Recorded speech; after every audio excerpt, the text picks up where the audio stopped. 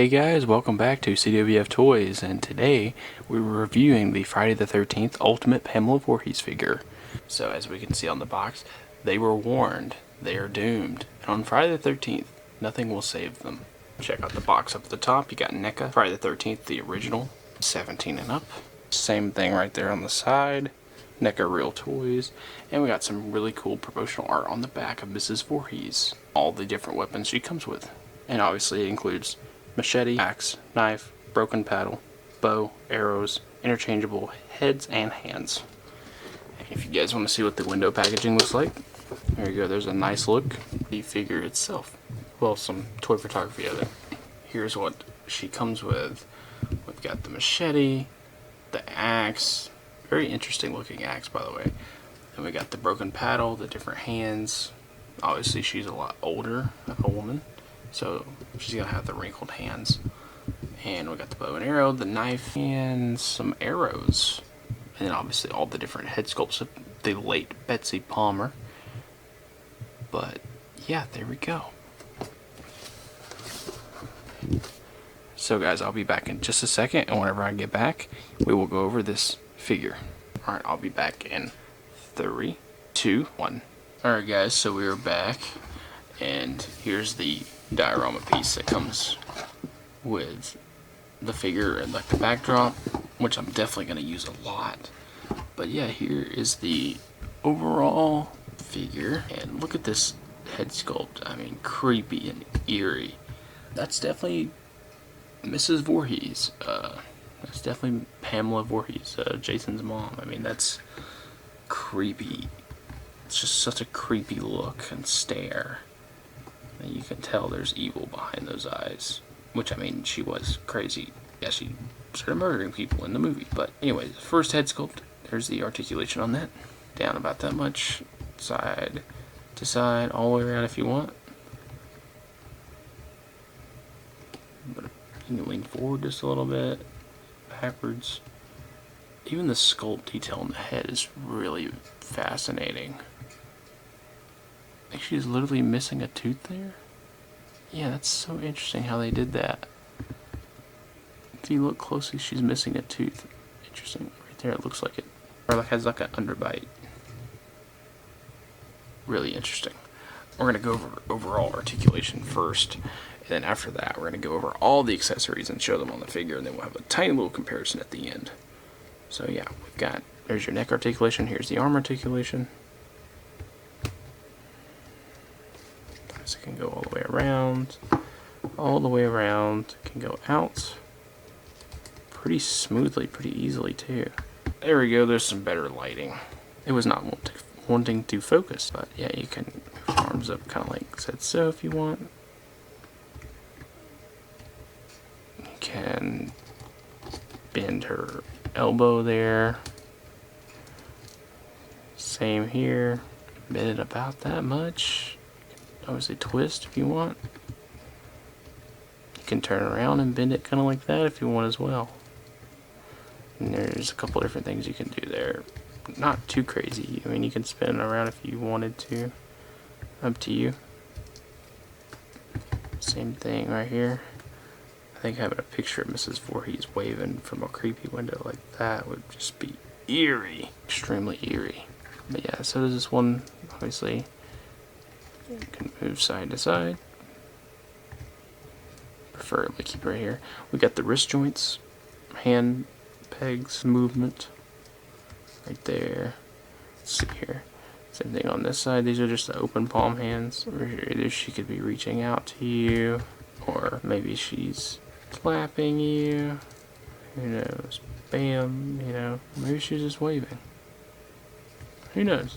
I mean, it's really your imagination on what you get up to with these figures. But obviously we got a little place on the side for knife, like our knife pouch.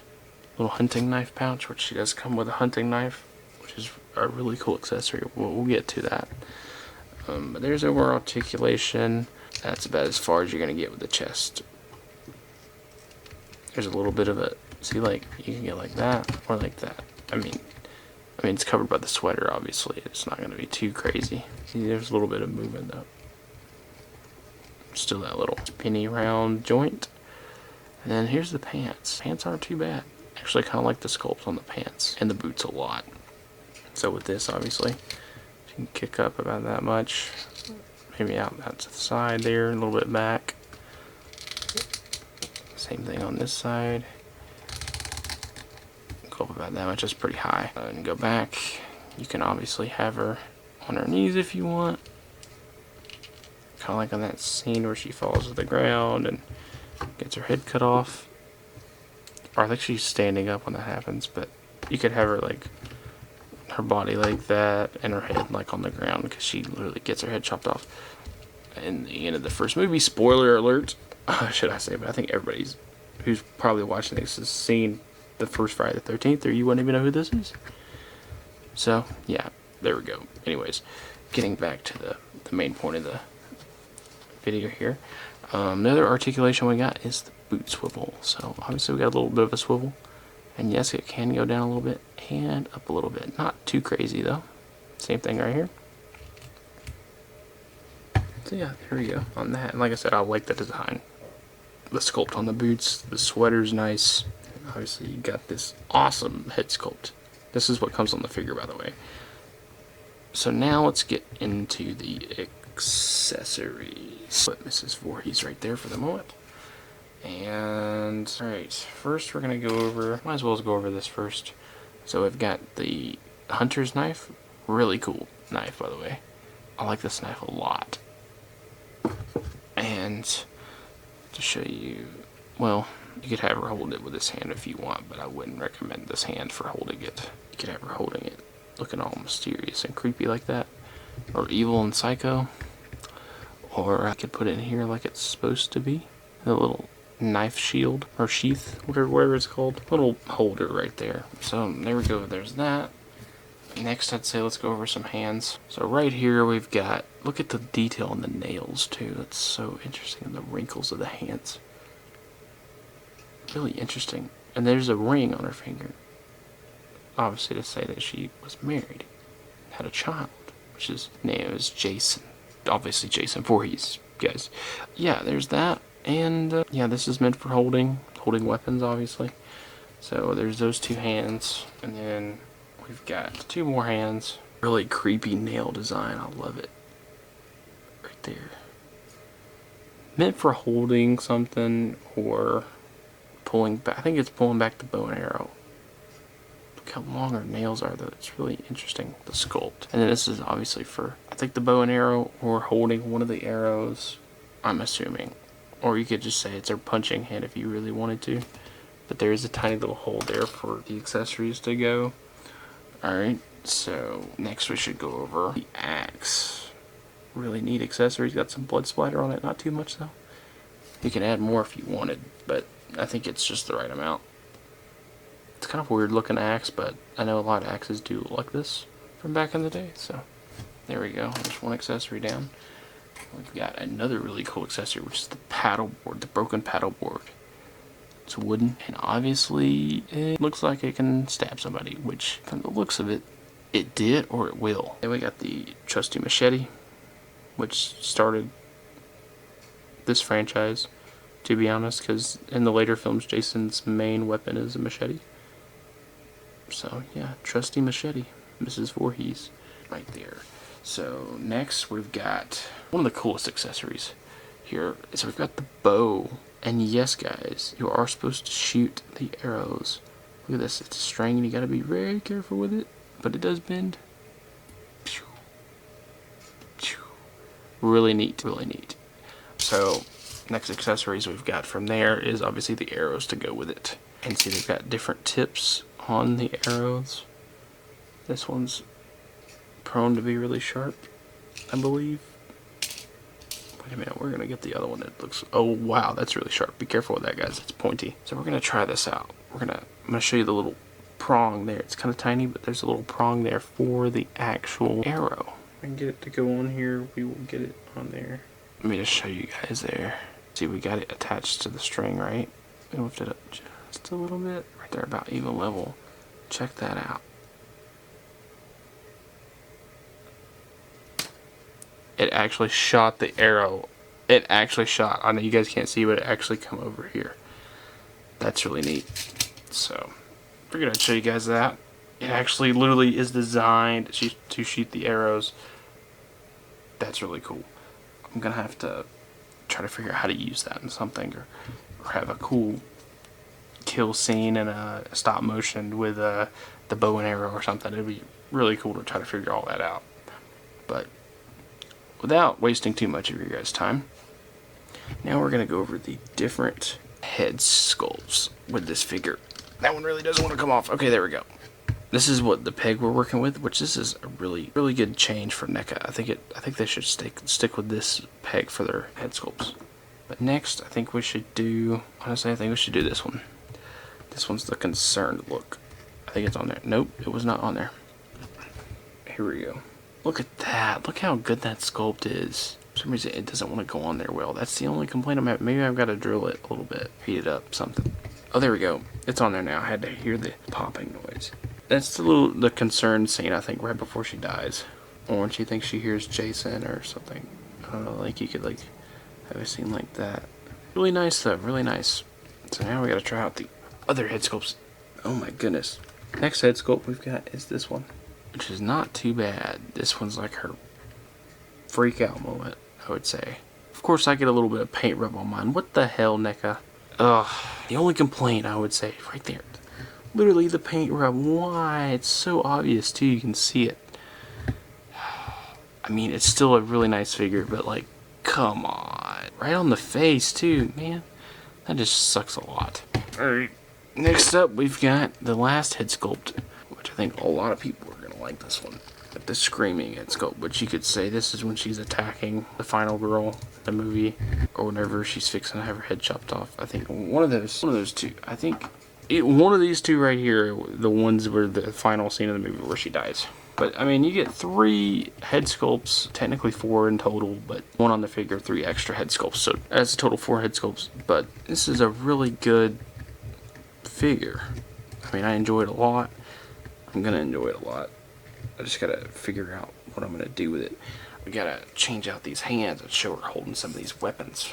So you guys, that's about the best I can show you at the moment. But there's her with the bow and arrow. I'm just gonna show you with the different weapons. We're gonna do a quick comparison. Okay, now we put this hand back on there. And see guys, there we go. There's another cool shot of Miss Pamela.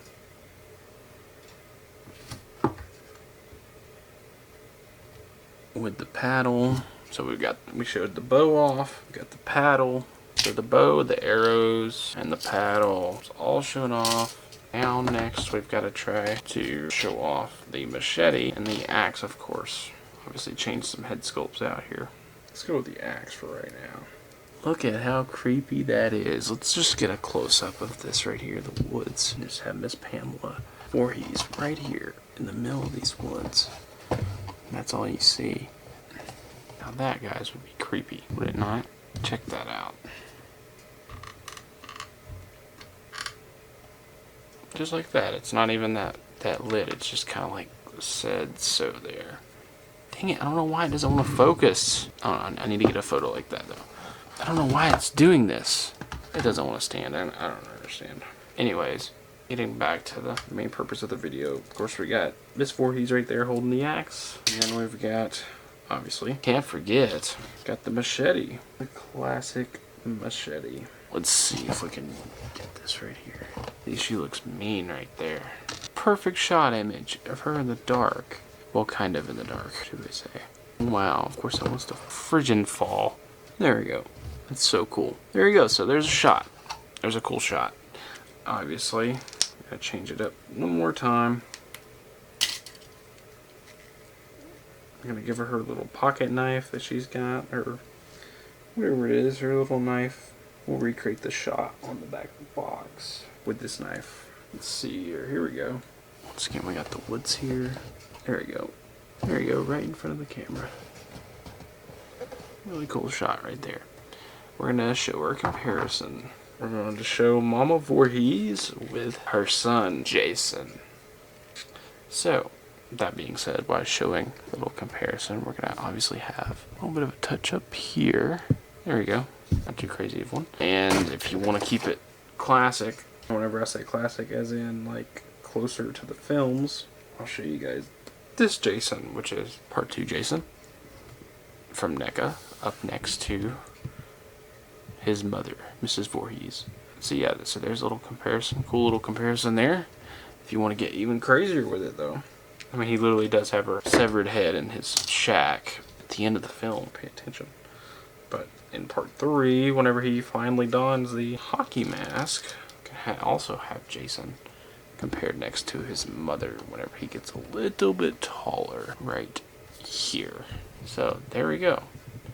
We've got a comparison of Jason next to his mother, Mrs. Voorhees.